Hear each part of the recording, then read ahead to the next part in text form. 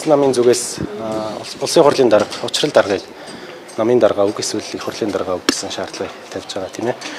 Чуулганы нэгдсэн хурлаа нэг альва нэг намын дарга удирдах болохгүй гэсэн байр суурь илэрхийлж байсан. Гисэн хэдиж би бол өөр шалтгаантай гэж бодож байна. Арчилсан нам дотоод сонгуулаа хийгээд бүгдээрээ завгүй байгаа. Тэгээд одоо ямар нэгэн шалтгаан ч гэдэм үү тийм зүйл хэлэх шаардлагатай болсон юм болов уу гэж бодож байна. Тэгэхээр хуралдаа суух хэрэгтэй. Аны шаардлагыг юу гэж байна? Арчилсан намын шаардлагыг бол ойлгож байна. Тэгээ миний хувьд бол учрал их хурлын дарга бол намын даргын үед ерөнхий сайд байх ёстой гэсэн байр суурин дээр байгаа. Өнгөрсөн 11 сард болсон Монгол Ардын намын 31 дугаар их хурал дээр намын дүрэнд намын дарга ерөнхий сайд байна гэсэн зүйл заалтыг тусах санал гаргаад дэмжигдээгүй л дээ. Тэгэхээр миний байр суурь бол альва намын дарга нь ерөнхий сайд байх ёстой гэдэг дээр бол санал нэг байдаг. Тэр зарчмыг зөв гэж боддог. Гэхдээ арчилсан намын зүгээс чуулганы хуралдаандаа суухгүй гэж байгаа нь бол эсвэлтгүй буюу залхуурал гэж бодож байна. Хэрвээ үнэхээр тийм ерөнхий сайдаа хийгээч гэсэн шаардлага тавьж байгаа бол улсын хурлын тухай хуулийн дээр зүйл заалтын өөрчлөлт хуулийн өргөн барих хэрэгтэй шүү дээ. Тэ? Хуралдаа суухгүй байна гэдэг бол эсвэлтгүй гэж бодож байна. Олон улсын зах зээлийн өсөлтөөс болоод одоо бензин шатхууны үн нэмэгдээд цаашлаад инфляцид нөлөөлөхөөр өсөлттэй байхад одоо улсын хурлын чуулганаа чухалдаж чадахгүй нөхцөл байдалтай байгаа нь эргээд иргэдийн амьдралд нөлөөлөхөөр харагдаж байна.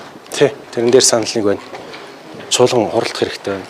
Миний хувьд ч гэсэн өнгөрсөн жил бас одоо 2 удаагийн засгийн газрын одоо тарах хэсгээр чуулганы хуралдаанд зарлаад байж хахад нэр бүхий гишүүд бас чуулганы хуралдаанд ирэхгүй байхад бас хэлж ийсэн. Ажилдаа ирээ. Татвар төлөгчдийн мөнгөөр залинжиж байгаа шүү. Тэрнийг мартаж болохгүй. Тэгээ асуудал арслан нам байхгүй. Яг тэгэхээр Монгол Ардын нам өөрөө олох штеп. Өөрөөсөө эрсдэл бүрэн боломжтой. Ягаад та бүхэн айл ингэж асууж хайдаг юм. Мэдээж би альва нэг нам руу чиглүүлж энэ хандлагыг хийлээгүй шүү те. Би бол их хурлын гишүүн бол татвар төлөгчдийн мөнгөөр залинждаг учраас ажилдаа ирэх ёстой гэсэн байр суурьтай байгаа. Би бол эрсдэлтэй ороод явж байгаа.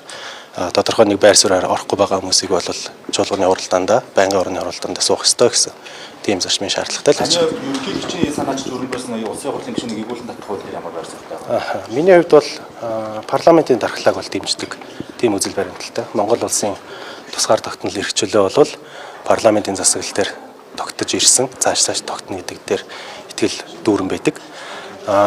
Ёс зүйн асуудлыг хуульчлна гэж байгаа нь энэ бол коммунизм эргэж ирнэ гэж би бол бодож байна. Харин гэмт хэрэгт холбогдсон ч юм уу те хууль зөрчсөн ийм зүйлүүд бол одоогийн хуулиараа бол ерөнхий прокурор саналаа гаргаад хурлын гишүүнийг эргүүлэн татах боломж нь бол хуулиараа бол нээлттэй байгаа. Тэгэхээр ёс зүй гэдэг зүйлийг одоо яаж хэмжих вэ гэдэг чинь нийгмээсээ цаг хугацаанаас хүнээсээ намаасаа хамаарах шалгоонд байдаг тийм ээ. Тэгэхээр ёс зүйг хэмжээд эхлэх юм бол коммунизм эргэж ирнэ гэсэн тийм л байр суурьтай байна да. Тэгээ авчруулах агуулга нь бол эрүүгийн одоо хэрэгт холбогдох юм бол гэсэн нэг заалт байгаа тийм. Тэрийг бол би дэмжиж байгаа. Бусад тэр ёс зүй гэдэг зүйлийг бол ер нь олон улсад тийм ёс зүйгээр хэмждэг бол за хойд солонгос л байна да. Хууль зүйн сайдтай холбоотой бас ностой мэдээлэл оюутны их сайд гэсэн хэлтэй шүү дээ. Энэ таймер байр суурьтай байна. Ажлаагүй шалгуул гэдэг шаардлага бас арим шүү дээ. Тий, миний хувьд бас адилхан шаардлага тавьсан зүгээр л өгсөн байр суурьтай байна. Их хурлын гишүүн ч гэдэг юм уу эсвэл сайд гэсэн нэрээр ямар нэгэн хэрэгт өгт ялангуяа эрүүгийн хэрэгт авилга хэл ахуулын хэрэгт холбогдож байгаа бол энийг зохих журмын дагуу шалгуулах хэрэгтэй гэж бодож байна. Тэгэхээр энэ Б2 сайдын хувьд өмнө нь тавьж исэн бусад гишүүд сайд нар дээр тавьж исэн зарчмын шаардлага өөр дээр ч гэсэн тавиасаа гэсэн бодолтой байна. Шинэ та бол хөтөлбөртийн хэмжээг хийжтэй юм. Тэгэхээр энэ туулын хурдны зам дээр нэг байр суурь илэрхийлж ер нь яг одоо голын гоёлрол дагуулж харах зөв буруу голын бургасыг хятад зөв буруу гэж маргаан үсээд байна. Ер нь хурдны зам манайд шаардлагатай мөн үгүй. Шаардлагатай бол яг заавал туулгал дагуу юм бэ те. Нэгдүгээрт мэдээллийг олон нийтэд нээлттэй тавих хэрэгтэй гэж бодож байна. Тэгээ миний хувьд ч гэсэн байгаль орчны наривчсан үнэлгээгийн талаар мэдээлэл авч чадаагүй байна л да. Тэгэхээр туулгалын нөлөөлөхгүй гэдэг зүйл дээр бол мэргэжлийн байр суурьтай танилцаагүй байна гэсэн. За хоёрдугаарт Улаанбаатар хотын төвжирлийг бууруулахад бол тодорхой хэмжээний зам тээврийн төслүүдийг бол хэрэгжүүлэх ёстой. Гэтэ мэдээж иргэдийн дуу хоолойг сонсч тусгаж авах ёстой. Гэхдээ хамгийн гол нь мэргэжлийн хүмүүсийн шийдвэрийг даахсан зөв болов уу гэж бодож байна. Ер нь олон улсын гишг нь яаж явдаг юм бэ?